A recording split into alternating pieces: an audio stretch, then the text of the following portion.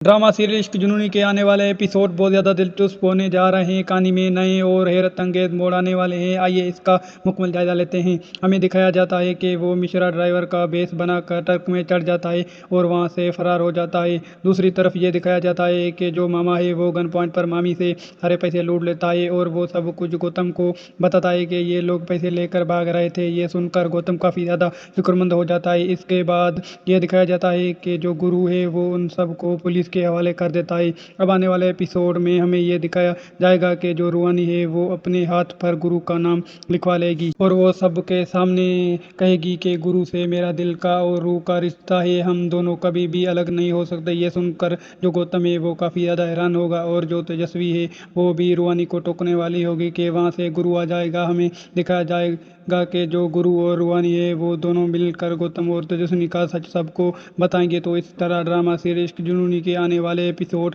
होने जा रहे हैं बहुत ज़्यादा दिलचस्प। तो मिलते हैं नेक्स्ट वीडियो में।